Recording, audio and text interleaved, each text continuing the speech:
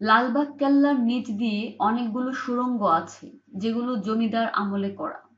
জমিদাররা বিপদ দেখলে সেই সব পথে পালিয়ে যেত। তেমনই একটি সুড়ঙ্গ আছে যার ভেতরে কেউ ঢুকলে তাকে আর ফেরত পাওয়া যায় না। মানে সে আর ফেরত আসে না। পরীক্ষা করার জন্য একবার দুটো কুকুরকে চেইনে বেঁধে সেই সুড়ঙ্গে নামানো হয়েছিল। চেইন ফেরত আসে, কিন্তু কুকুর দুটো ফেরত আসেনি। এমনই একটি ঘটনার ব্যাখ্যা দিয়েছে ব্লগার শুভ্র নামের একটি ছেলে। সুবেদার আজম শাহ ১৬৭৮ সালে ঢাকার একটি প্রাসাদ দুর্গ নির্মাণে হাত দেন। তখন ঢাকার সুবেদারদের থাকার জন্য স্থায়ী কোনো ব্যবস্থা ছিল না। স্বল্প সময়ের জন্য দায়িত্ব পালন করতে আসা সুবেদাররা ঢাকায় স্থায়ী ভবন নির্মাণে কোনো উৎসাহ দেখাননি। যুবরাজ আজম শাহ প্রথম এই উদ্যোগ নেন। তিনি অত্যন্ত জটিল একটি নকশা অনুসরণ করে দুর্গের নির্মাণ কাজ শুরু করেন। তিনি দুর্গের নামকরণ করেন কিল্লা আওরঙ্গাবাদ।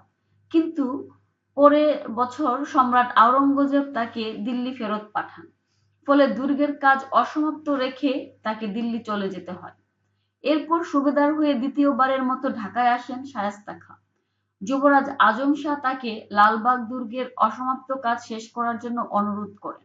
শায়েস্তা খাঁ দুর্গের কাজ পুনরায় শুরু করেন, কিন্তু ১৬৮৪ সালে তার অতি আদরের মেয়ে পরীবিবি হঠাৎ মারা গেলে তিনি অশুভ মনে করে এর নির্মাণ কাজ বন্ধ করে দেন। এর পরিবর্তে নির্মাণ করেন চিত্তাকর্ষক পরীবিবির সমাধিসৌধ। কিন্তু এই সময়ের মধ্যে লালবাগ দুর্গের প্রায় ১২% নির্মাণ কাজ শেষ হয়ে এসেছিল। দুর্গের নিয়ম অনুযায়ী একটি ভূগর্ভস্থ পথ নির্মিত হয়েছিল। আত্মরক্ষা কিংবা প্রয়োজনে পালিয়ে যাওয়ার জন্য সাধারণত এই পথ ব্যবহৃত হয়। দুর্গের দক্ষিণ-পূর্ব দেওয়ালের সঙ্গে যুক্ত আছে এই সুড়ঙ্গ পথটি। কোনো কোনো স্থপতিকের ধারণা এই পথটি প্রায় ১৮ কিলোমিটার দূরে টঙ্গী নদীর সঙ্গে যুক্ত। আবার কেউ কেউ মনে করে এটি একটি জলধারার মুখ। এর ভেতরে একটি বড় চৌবাচ্চা আছে। মুঘলদের পতনের পর লালবাগ দুর্গ যখন সর্বসাধারণের জন্য উন্মুক্ত হয়ে যায়, তখন ঢাকাবাসীর সব আকর্ষণের কেন্দ্রবিন্দুতে পরিণত হয় এই সুড়ঙ্গ। আর তখন থেকেই নানা মুখরোচক কাহিনী চালু হয় সুড়ঙ্গটি নিয়ে।